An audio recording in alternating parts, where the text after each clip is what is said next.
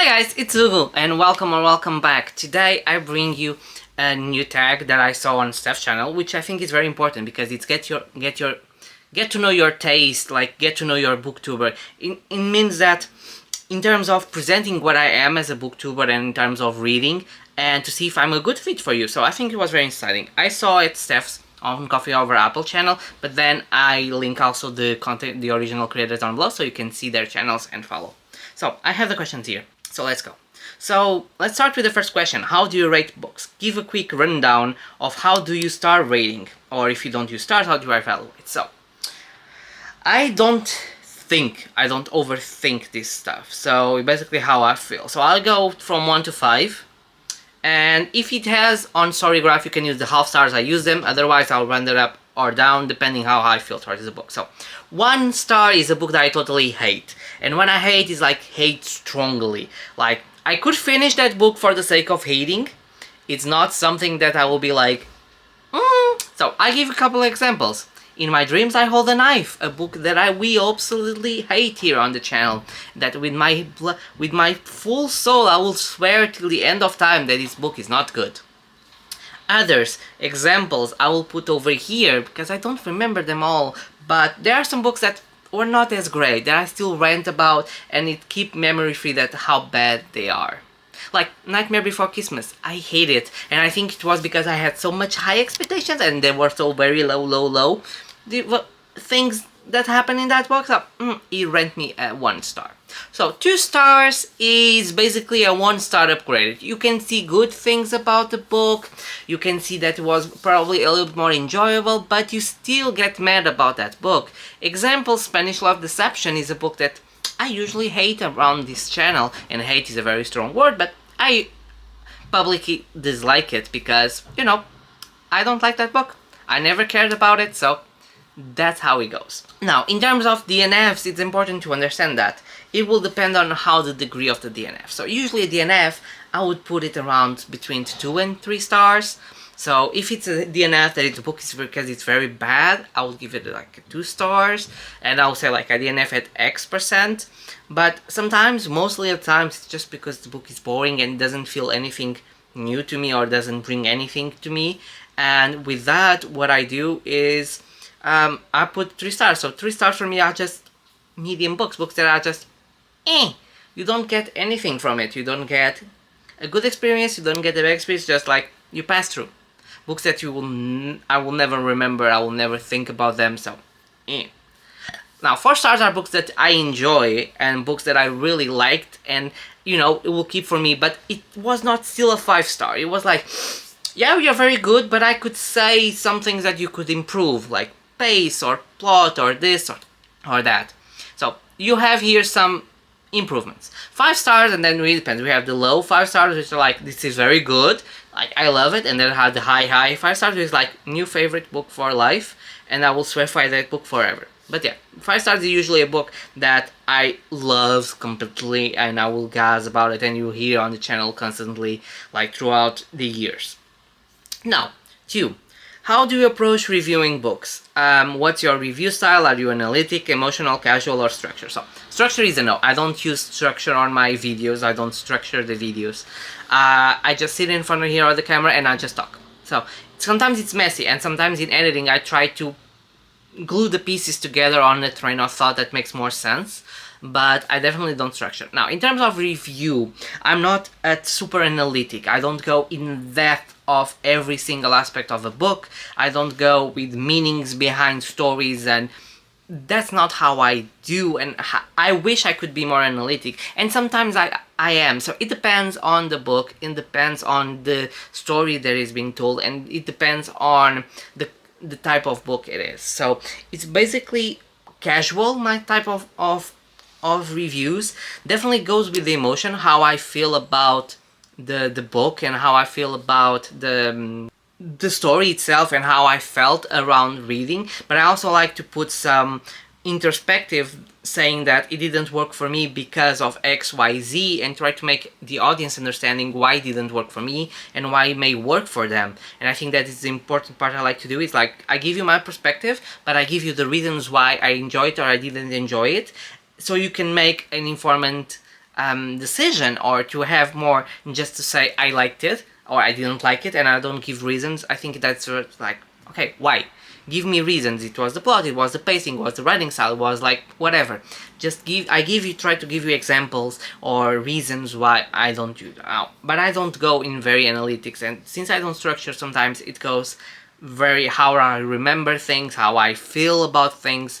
So yeah, you'll get very honest reviews. That's a good thing.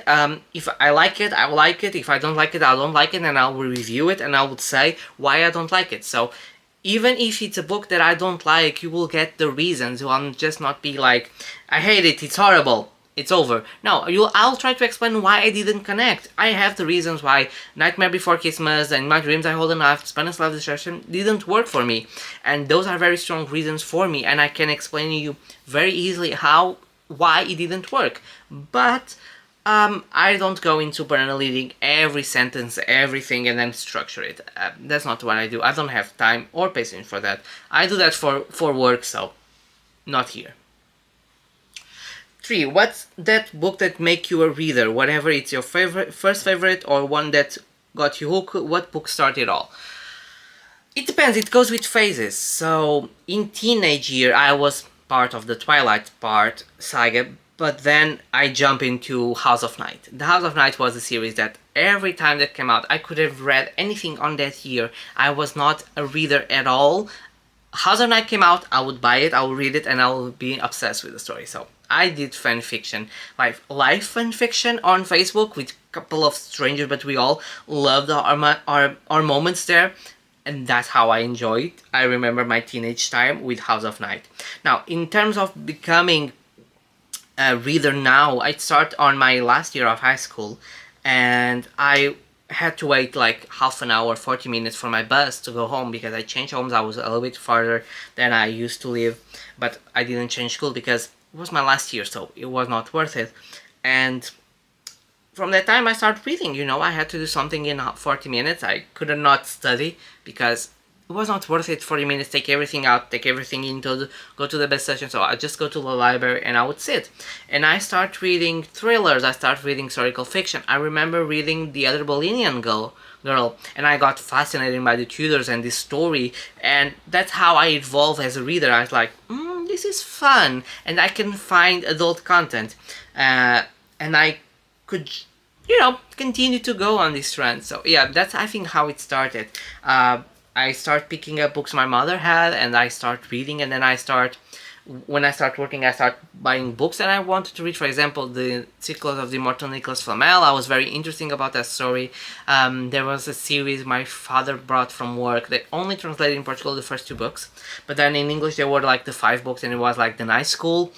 And it was amazing, and I felt very much connected to the stories, and that's how I started reading it. And I think also it was very important. My mother was always a reader. She always encouraged me to read as a young kid, so there was always the bug there. 4. Do you have a genre niche? Are you certain genres you gravitate towards, or do you read widely across genres? So there are definitely genres that I gravitate towards. So fantasy, high fantasy, epic fantasy, not much romantasy. So I may read a book here and there that's part of a challenge, part of a book club or something like that, but definitely more into the high fantasy or epic fantasy or things without...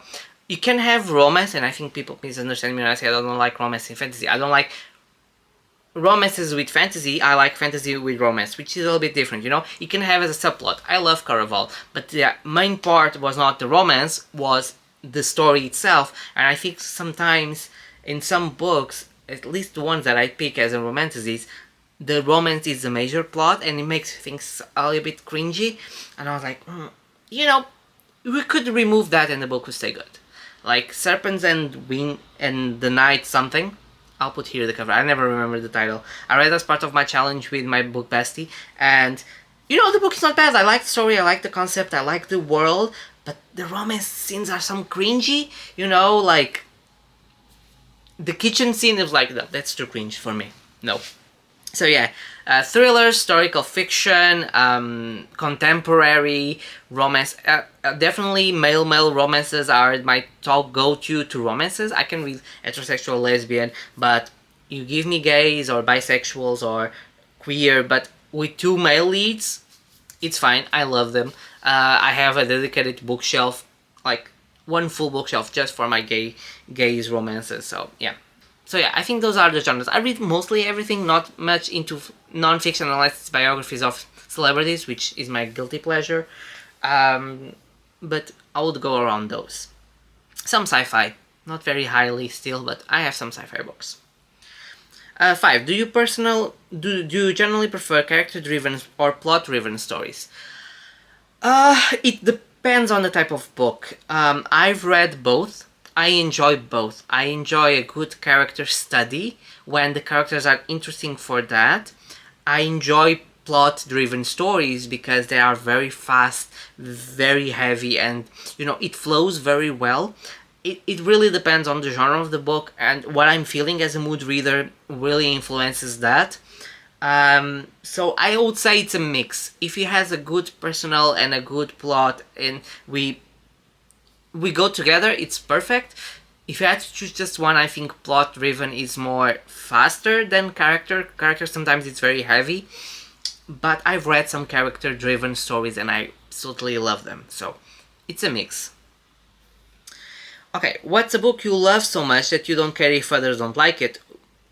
What's that one book you love enough for everyone? I have a couple, I still love The Seven Husbands of Evelyn Hugo. I still obsessed with that story, and I love because I love old Hollywood, I think that's why. Red, White and Royal Blue. Some thrillers that are not popular, Firstborn by Will Dean, or any book by Will Dean. Robert Brinza, like The Girl in Ice, Nine Elms are amazing, and people sometimes don't read so much thrillers. Those are very good. Yeah, some of them. You can see, like, my best books and favorite books. I have those here, like Jodi Picoult. I love Jodi Picoult, like 90 Minutes, House Rules, Small Great Things, I believe it's how it's called. A couple of books from Jodi that, like, I don't care, I love them, and I will do the love for you. 8. What is your trash pocket? What books, tropes, or themes that you know are bad, but you love them anyway?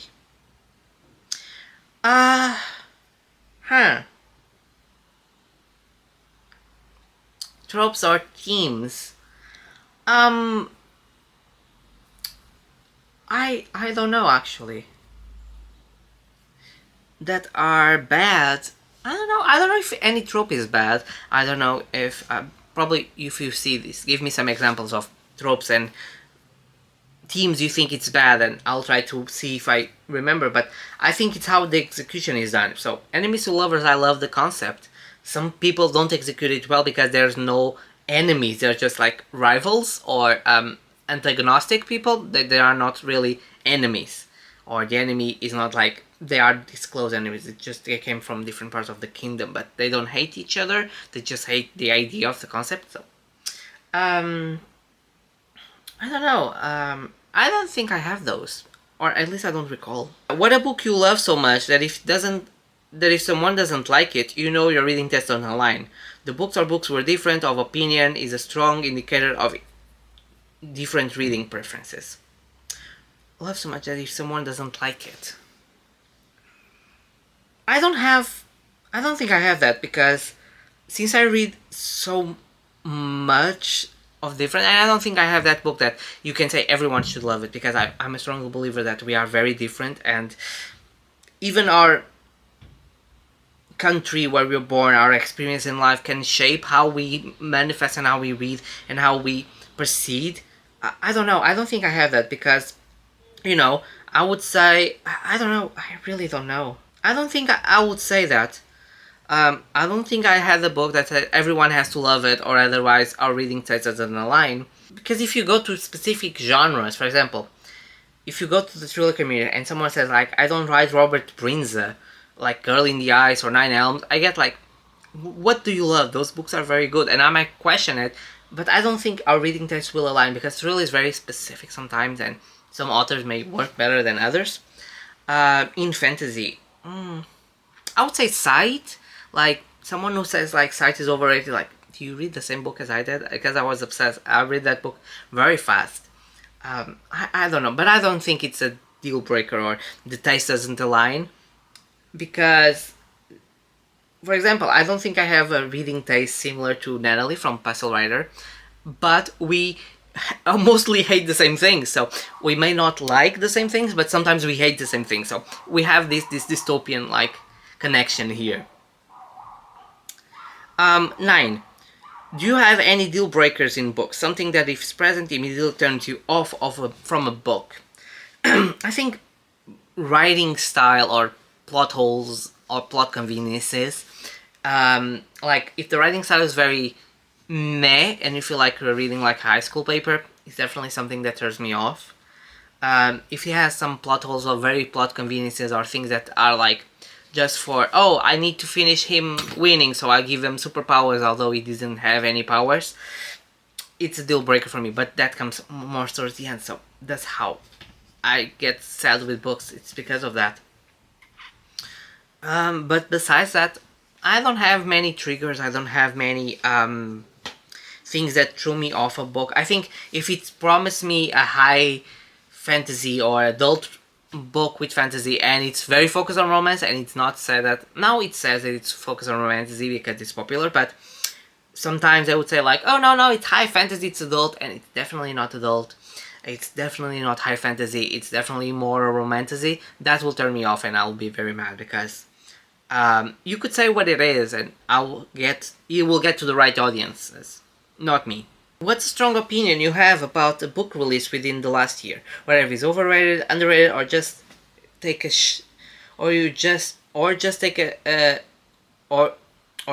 take you need to share. So I read Akotar, the first one, and I know people say you need to read the second one. I don't feel compelled to that. I think it was like just fine, but I didn't care. I finished The Cool Prince now, and same, I was like, should I really do this? Should I really continue with this book? Because I don't feel like it. As strong about the book release until within the last year. I didn't check a lot of releases from last year. I was kind of off the book world, so I don't know what was released last year. That probably, but it's not very popular. I don't think many people know about it.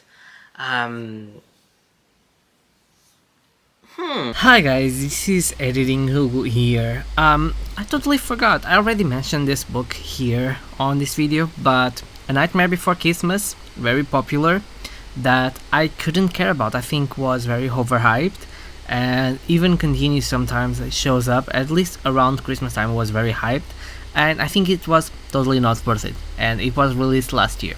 So yeah, this is my choice. Okay, 11. What do you look in writing? What makes a proof stand out to you? Is it prose, style, themes, voice, structure, or something else? It's a combination of all of them. So if the prose, it's beautiful. If the structure is well done, if it has interesting themes, if it has the voice is placed as I expect the characters, or if it's the pacing, everything comes connect a good book. So I don't pinpoint one. I think each book individual I can pinpoint what makes me interesting in that type of writing. For example, Divine Rivals was a book I didn't expect to love it, but I do because I read Rebecca Boss' other book, like River Enchanted, and I didn't care for it.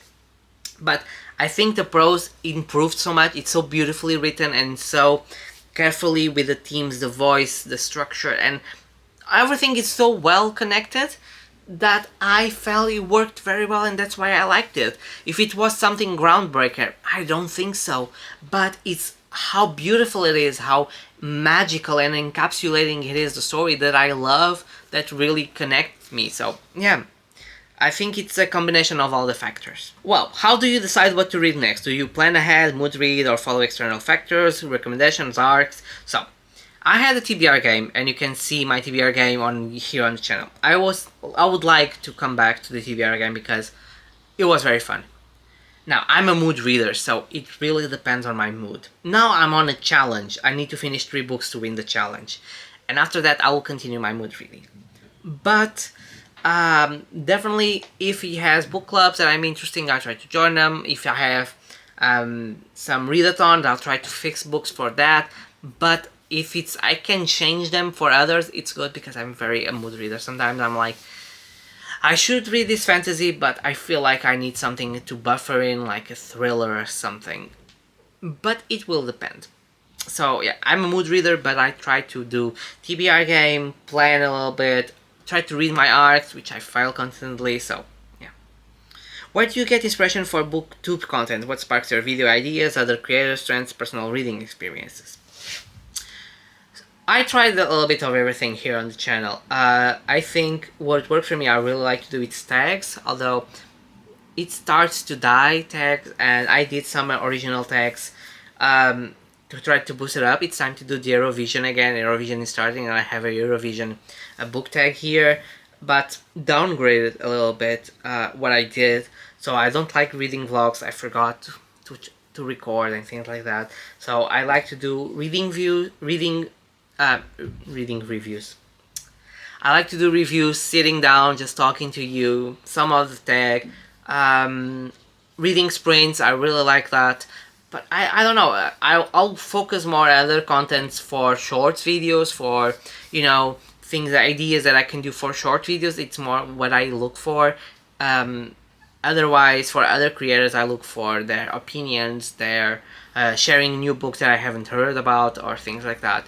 That's basically what I look for. Otherwise, I'll just do reviews. It's what I like to do, and that's what I probably will like. Do some discussions about themes, books, and, you know, something holds up, and book boxes, unboxings, things like that.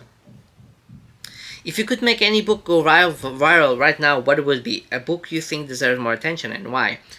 Can I say 3, please? So, Raven Scholar, I have a review now here on the channel. It's a brand new release. It's a very, very, very good book, and it should go viral. It deserves it. It's very, very good. Second one, I would say The Charm Offensive, or You're a Mean One, Matthew Prince, but I would say Charm Offensive. It's an amazing romance. I loved it. It was like one of the best, although Gunkel comes in second place. Very good book. And in thrillers, I would say Robert Brinza. Robert Brinza needs to be a staple of booktube thriller authors, like one of the best. I love them, so any book from him could go viral. I won't care, they were amazing. 14. Who are some booktubers reading taste similar to yours? It depends on the genre, but I think I align very much with Sam, sometimes with Ashley, some channels that I'm friends with Natalie, sometimes, at least on the disagreement, we disagree a lot. Didn't like things. Steph for Coffee Over Apples. There were a couple that I think they ended up disappearing, at least they don't appear on my feed anymore, so there are a couple that disappeared, but these were the ones that I know continually do stuff, and I follow and try to see, but we align, yeah. So guys, I think this is all. I think I don't miss any question. I hope not. I hope you guys enjoy it. I hope you get to know me a little bit better. I hope you see all my tastes align and how could bring you something to you. Don't forget to share, like, comment, subscribe, you know, all those things that help the algorithm. I'll try to post once a week. I have reading sprints on the weekend, so from Friday to Saturday. I'll try to post it ahead on my community tab, or just the live stream ahead so you can see what day and time it is. Follow my other social medias, TikTok, Instagram. Otherwise, I'm all there posting. I posted, I think I said already, once a week, and I'll see you guys on my next video, okay?